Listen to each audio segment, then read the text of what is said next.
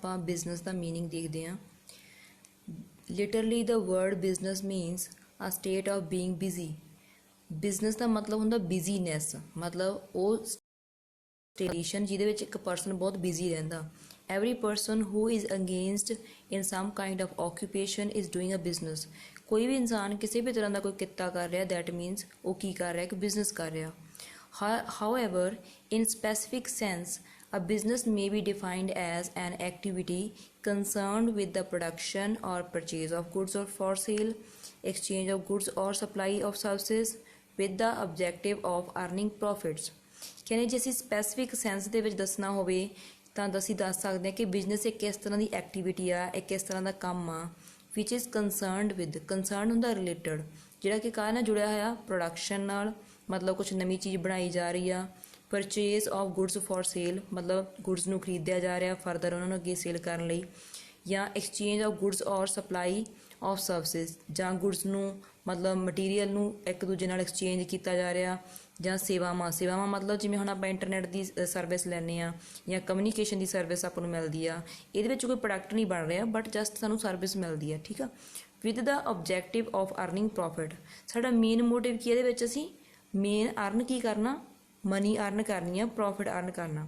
Buying and selling of goods by trader, selling of goods by an industrialist, lending of money by a banker etcetera, all the activities are related to business। ਹੁਣ ਜੇ ਮੰਨ ਲਓ ਕੋਈ trader ਆ, trader ਕੌਣ ਹੁੰਦਾ, ਇੱਕ ਵਪਾਰੀ ਹੁੰਦਾ। ਉਹ ਬਾਏ ਕਰਦਾ ਪਹਿਲਾਂ ਕਿਸੇ ਤੋਂ ਬਣੀਆਂ ਬਣਾਈਆਂ ਗੁੱਡਸ, ਫਿਰ ਉਸ ਤੋਂ ਬਾਅਦ ਉਹਨੂੰ ਸੈੱਲ ਕਰ ਦਿੰਦਾ। ਜਾਂ ਇੱਕ ਇੰਡਸਟਰੀਅਲਿਸਟ ਆ, ਉਹ ਗੁੱਡਸ ਨੂੰ ਬਣਾ ਕੇ ਅੱਗੇ ਸੈੱਲ ਕਰਦਾ। ਜਾਂ ਲੈਂਡਿੰਗ ਆਫ ਮਨੀ, ਬੈਂਕਾਂ ਸਾਨੂੰ ਪੈਸਾ ਉਧਾਰ ਦਿੰਦੀਆਂ ਨੇ, ਮਤਲਬ ਜਿਵੇਂ ਆਪਾਂ ਬੈਂਕਸ ਤੋਂ ਲੋਨ ਲੈਂਦੇ ਹਾਂ। ਤਾਂ ਇਹ ਸਾਰੀਆਂ ਐਕਟੀਵਿਟੀਜ਼ ਕਾਹਦੇ ਨਾਲ ਜੁੜੀਆਂ ਨੇ, ਬਿਜ਼ਨਸ ਦੇ ਨਾਲ ਜੁੜੀਆਂ ਹੋਈਆਂ ਨੇ। The purpose of these activities is to earn profit by satisfying human needs. ਇਹਨਾਂ ਐਕਟੀਵਿਟੀਜ਼ ਨੂੰ ਕਰਨ ਦਾ ਸਾਡਾ ਮੇਨ ਪਰਪਜ਼ ਇਹੀ ਆ ਕਿ ਜਿਹੜੀਆਂ ਹਿਊਮਨ ਨੀਡਸ ਨੇ, ਇਨਸਾਨਾਂ ਦੀਆਂ ਜ਼ਰੂਰਤਾਂ ਨੇ, ਉਹਨਾਂ ਨੂੰ ਅਸੀਂ ਸੈਟਿਸਫਾਈ ਕਰਨਾ, ਉਹਨਾਂ ਨੂੰ ਅਸੀਂ ਸੰਤੁਸ਼ਟ ਕਰਨਾ। ਹੁਣ ਇਹਦੀ ਆਪਾਂ ਇੱਕ ਡੈਫੀਨੇਸ਼ਨ ਕਰਨੀ ਆ। According to McNaughton, the term business means the exchange of goods, money or services for mutual benefits. Business ਦਾ ਮਤਲਬ ਕੀ ਹੁੰਦਾ ਹੈ ਕਿ ਅਸੀਂ ਲੈਣ ਦੇਣ ਕਰਨਾ, ਕਾਹਦਾ, ਗੁੱਡਸ ਦਾ, ਪੈਸਿਆਂ ਦਾ ਜਾਂ ਸਰਵਿਸਿਜ਼ ਦਾ। ਕਾਹਦੇ ਲਈ, ਫॉर ਮਿਊਚੁਅਲ ਬੈਨੀਫਿਟਸ। ਮਿਊਚੁਅਲ ਹੁੰਦਾ ਆਪਸੀ, ਮਤਲਬ ਸਾਨੂੰ ਵੀ ਬੈਨੀਫਿਟ ਹੋਵੇ ਤੇ ਅਗਲੇ ਪਰਸਨ ਨੂੰ ਵੀ ਬੈਨੀਫਿਟਸ ਹੋਣ, ਠੀਕ ਆ ਜੀ। ਨੈਕਸਟ ਦੇਖੋ ਇਹਦੇ ਵਿੱਚ examples of business activities. Business activity ਮਤਲਬ ਬਿਜ਼ਨਸ ਦੇ ਕੰਮ ਕਿਹੜੇ ਕਿਹੜੇ ਆ। ਸਭ ਤੋਂ ਪਹਿਲਾਂ ਹੈ ਇੰਡਸਟਰੀਅਲ ਐਕਟੀਵਿਟੀਜ਼। ਇੰਡਸਟਰੀਅਲ ਐਕਟੀਵਿਟੀ ਮਤਲਬ ਉਦਯੋਗ ਨਾਲ ਸੰਬੰਧਿਤ ਕੰਮ। Purchase of raw material and other necessary industrial inputs. ਅਸੀਂ ਰॉ ਮਟੀਰੀਅਲ ਕਿਤੋਂ ਖਰੀਦ ਲੈਂਦੇ ਹਾਂ, ਜਾਂ ਸਾਨੂੰ ਰॉ ਮਟੀਰੀਅਲ ਹੁੰਦਾ ਕੱਚਾ ਮਾਲ, ਮਤਲਬ ਜਿਵੇਂ ਹੁਣ ਅਸੀਂ ਕੱਪੜਾ ਬਣਾਉਣਾ ਵਾ, ਉਹਦੇ ਲਈ ਜੇ ਅਸੀਂ ਕਾਟਨ ਕਿਤੋਂ ਖਰੀਦਾਂਗੇ ਤਾਂ ਉਹ ਕੀ ਹੋਇਆ, ਰॉ ਮਟੀਰੀਅਲ, ਠੀਕ ਆ। ਅਦਰ ਨੈਸੈਸਰੀ ਇੰਡਸਟਰੀਅਲ ਇਨਪੁਟਸ, ਉਦਯੋਗ ਨੂੰ ਚਲਾਉਣ ਲਈ ਹੋਰ ਵੀ ਬਹੁਤ ਸਾਰੇ ਇਨਪੁਟਸ ਚਾਹੀਦੇ ਨੇ, ਮਸ਼ੀਨਸ ਚਾਹੀਦੀਆਂ ਨੇ, ਠੀਕ ਆ। ਜਾਂ ਰॉ ਮਟੀਰੀਅਲ ਤੋਂ ਇਲਾਵਾ ਹੋਰ ਬਹੁਤ ਸਾਰਾ ਸਮਾਨ ਹੁੰਦਾ ਜਿਹੜਾ ਰਿਕੁਆਇਰਡ ਹੁੰਦਾ, ਤਾਂ ਸਾਰੇ ਨੈਸੈਸਰੀ ਇੰਡਸਟਰੀਅਲ ਇਨਪੁਟਸ ਦੇ ਵਿੱਚ ਆ ਜਾਂਦਾ। ਨੈਕਸਟ ਹੈ activities related to production of goods. ਹੋਰ ਬਹੁਤ ਸਾਰੇ ਕੰਮ ਜਿਹੜੇ ਪ੍ਰੋਡਕਸ਼ਨ ਦੇ ਨਾਲ ਜੁੜੇ ਹੋਏ ਨੇ, ਜਿਵੇਂ ਕਿ ਵਰਕਰ ਚਾਹੀਦੇ ਨੇ, ਪ੍ਰੋਪਰ ਮਸ਼ੀਨ ਦੀ ਮੇਨਟੇਨੈਂਸ ਚਾਹੀਦੀ ਆ, ਤਾਂ ਉਹ ਸਾਰੇ ਕੰਮ ਹੋ ਗਏ, ਠੀਕ ਆ। Assembling of materials to make a final product. Assemble ਹੁੰਦਾ ਇਕੱਠਾ ਕਰਨਾ, ਅਸੀਂ ਮਟੀਰੀਅਲ ਨੂੰ ਇਕੱਠਾ ਕਰਨਾ ਤਾਂ ਕਿ ਅਸੀਂ ਫਾਈਨਲ ਪ੍ਰੋਡਕਟ ਨੂੰ ਜਾਂ ਆਪਾਂ ਬਣਾ ਸਕੀਏ, ਜਾਂ ਕਹਿ ਦਈਏ ਆਪਾਂ ਐਗਜ਼ਿਸਟੈਂਸ ਦੇ ਵਿੱਚ ਲਿਆ ਸਕੀਏ। ਨੈਕਸਟ ਹੈ trade activities. Trade activity means ਵਪਾਰ ਨਾਲ ਸੰਬੰਧਿਤ ਕੰਮ, ਠੀਕ ਆ। Producers supplying goods to wholesalers. ਹੁਣ ਇੱਥੇ ਇੱਕ ਨਾ ਇੱਕ ਚੇਨ ਹੁੰਦੀ ਆ। ਸਭ ਤੋਂ ਪਹਿਲਾਂ ਉਹ ਚੇਨ ਦੇ ਵਿੱਚ ਉੱਪਰ ਟੌਪ 'ਤੇ ਹੁੰਦੇ ਆ ਪ੍ਰੋਡਿਊਸਰਸ। ਪ੍ਰੋਡਿਊਸਰਸ ਕੌਣ ਹੁੰਦੇ ਉਹ ਸਮਝ ਲਓ ਪਹਿਲਾਂ ਧਿਆਨ ਨਾਲ। ਪ੍ਰੋਡਿਊਸਰਸ ਉਹ ਲੋਕ ਹੁੰਦੇ ਨੇ ਜਿਹੜੇ ਕਿ ਗੁੱਡਸ ਨੂੰ ਪ੍ਰੋਡਿਊਸ ਕਰਦੇ ਆ, ਠੀਕ ਆ। ਹੁਣ ਜੇ ਮੰਨ ਲਓ ਕਿਸੇ ਦੀ ਕੋਈ ਫੈਕਟਰੀ ਲਗਾਈ ਹੋਈ ਆ, ਉੱਥੇ ਸੋਪ ਵਗੈਰਾ ਬਣਦਾ ਵਾ, ਠੀਕ ਆ। ਸੋਪ ਨੂੰ ਪੈਕ ਕਰਦੇ ਆ, ਉਹ ਬਣਾਉਣ ਤੋਂ ਬਾਅਦ ਪੈਕ ਕਰਦੇ ਆ, ਤਾਂ ਉਹ ਪ੍ਰੋਡਿਊਸਰ ਹੋ ਗਏ, ਠੀਕ ਆ। ਹੁਣ ਉਹ ਗੁੱਡਸ ਕਿਹਨੂੰ ਸਪਲਾਈ ਕਰ ਦਿੰਦੇ ਆ ਕਿ ਹੋਲਸੇਲਰਸ ਨੂੰ। ਹੋਲਸੇਲਰ ਕੀ ਕਰਦੇ ਆ, ਜਿੰਨਾ ਵੀ ਸਾਰਾ ਸਮਾਨ ਉਹ ਪਰਸਨ ਨੇ ਬਣਾਇਆ ਜਾਂ ਉਹਦੀ ਫੈਕਟਰੀ 'ਚ ਬਣਿਆ ਸਾਰਾ ਖਰੀਦ ਲੈਂਦੇ ਆ, ਤਾਂ ਉਹ ਹੋ ਗਏ wholesaler. Retailer purchasing goods from wholesaler.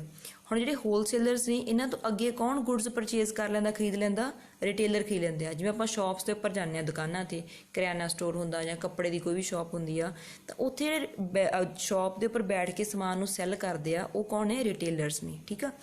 Retailer selling goods to ultimate consumers. Consumer ਮਤਲਬ ਅਸੀਂ, ਜਿਹੜੇ ਕਿ ਅਸੀਂ ਪ੍ਰੋਡਕਟ ਨੂੰ ਕੰਜ਼ਿਊਮ ਕਰਦੇ ਹਾਂ, ਵਰਤਦੇ ਹਾਂ, ਯੂਜ਼ ਕਰਦੇ ਹਾਂ। ਤਾਂ ਜਿਹੜੇ ਰਿਟੇਲਰ ਕੀ ਕਰਦੇ ਉਹ ਅੱਗੇ ਸਾਨੂੰ ਸਮਾਨ ਸੈੱਲ ਕਰ ਦਿੰਦੇ ਆ। ਅੱਗੇ ਹੈ ਏਡਸ ਟੂ ਟ੍ਰੇਡ। ਏਡ ਦਾ ਮਤਲਬ ਹੁੰਦਾ help.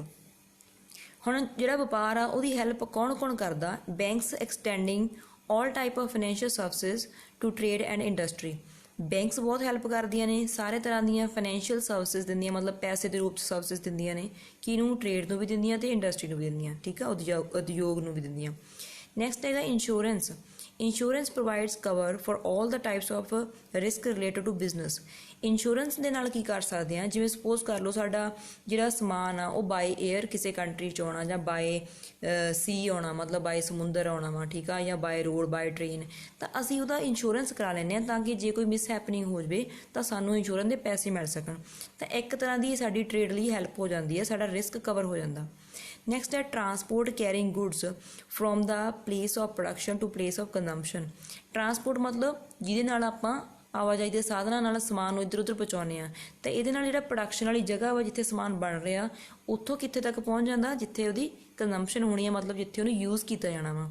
Wear houses provide facility for storing raw materials and finished goods. Warehouse ਕੀ ਹੁੰਦੇ ਆ? ਇਹ ਇੱਕ ਬਹੁਤ ਵੱਡੀ ਬਿਲਡਿੰਗ ਹੁੰਦੀ ਆ ਜਿਹਦੇ ਵਿੱਚ ਸਮਾਨ ਨੂੰ ਸਟੋਰ ਕਰਕੇ ਰੱਖਿਆ ਜਾਂਦਾ। ਹੁਣ ਉਹ ਸਮਾਨ ਜਿਹੜਾ ਰॉ ਮਟੀਰੀਅਲ ਵੀ ਹੋ ਸਕਦਾ ਜਾਂ ਫਿਨਿਸ਼ਡ ਗੁੱਡਸ ਦੇ ਫਾਰਮ 'ਚ ਵੀ ਹੋ ਸਕਦਾ। ਰॉ ਮਟੀਰੀਅਲ ਹੁੰਦਾ ਕੱਚਾ ਮਾਲ। ਸਪੋਜ਼ ਕਰ ਲਓ ਆਪਾਂ ਕੱਪੜੇ ਦੀ ਐਗਜ਼ਾਮਪਲ ਲੈ ਕੇ ਚੱਲਦੇ ਹਾਂ। ਹੁਣ ਉਹਦੇ ਲਈ ਕੀ ਸਾਨੂੰ ਕਾਟਨ ਚਾਹੀਦੀ ਹੈ, ਕਪਾਹ ਜਿਹਨੂੰ ਆਪਾਂ ਕਹਿ ਦਿੰਦੇ ਹਾਂ, ਤਾਂ ਉਹ ਰॉ ਮਟੀਰੀਅਲ ਵੀ ਰੱਖ ਸਕਦੇ ਹਾਂ। ਐਂਡ ਫਿਨਿਸ਼ਡ ਗੁੱਡਸ ਮਤਲਬ ਕੱਪੜਾ ਬਣ ਕੇ ਉਹਦੇ ਪੂਰੇ ਬੰਡਲ ਵਗੈਰਾ ਬਣਾ ਕੇ ਵੀ ਅਸੀਂ ਉੱਥੇ ਰੱਖ ਸਕਦੇ ਹਾਂ। ਨੈਕਸਟ ਹੈਗਾ advertising agencies provide information to consumers about the availability of new products in the market. Advertising agencies ਉਹ ਏਜੰਸੀਜ਼ ਹੁੰਦੀਆਂ ਨੇ ਜਿਹੜੀਆਂ ਕੀ ਕਰਦੀਆਂ ਨੇ, ਸਾਨੂੰ ਪ੍ਰੋਡਕਟ ਦੀ ਇਨਫੋਰਮੇਸ਼ਨ ਦਿੰਦੀਆਂ ਨੇ, ਮਤਲਬ ਕਿ ਸਾਨੂੰ ਉਹਦੇ ਥਰੂ ਪ੍ਰੋਡਕਟ ਬਾਰੇ ਪਤਾ ਲੱਗਦਾ ਕਿ ਮਾਰਕੀਟ 'ਚ ਇਹ ਚੀਜ਼ ਅਵੇਲੇਬਲ ਹੈ। ਐਡ ਦਾ ਮਤਲਬ ਹੁੰਦਾ ਜਿਵੇਂ ਆਪਾਂ TV ਦੇ ਵਿੱਚ ਦੇਖਦੇ ਹਾਂ, ਠੀਕ ਆ, ਜਾਂ ਇੰਟਰਨੈਟ 'ਤੇ ਬਹੁਤ ਸਾਰੀਆਂ ਐਡਸ ਦੇਖਦੇ ਹਾਂ, ਤਾਂ ਇਹ ਸਾਰੀਆਂ ਕਿਹਨੇ ਬਣਾਈਆਂ ਹੁੰਦੀਆਂ ਨੇ? ਕੁਝ ਅਟਰੈਕਟਿਵ ਐਡਸ ਏਜੰਸੀਜ਼ ਬਣਾਉਂਦੀਆਂ ਨੇ ਤਾਂ ਕਿ ਸਾਨੂੰ ਅਵੇਅਰ ਹੋ ਸਕੀਏ ਅਸੀਂ ਕਿ ਸਾਨੂੰ ਮਾਰਕੀਟ ਦੇ ਵਿੱਚ ਕਿਹੜਾ ਨਵਾਂ ਪ੍ਰੋਡਕਟ ਆਇਆ ਹੋਇਆ ਵਾ, ਠੀਕ ਆ ਜੀ।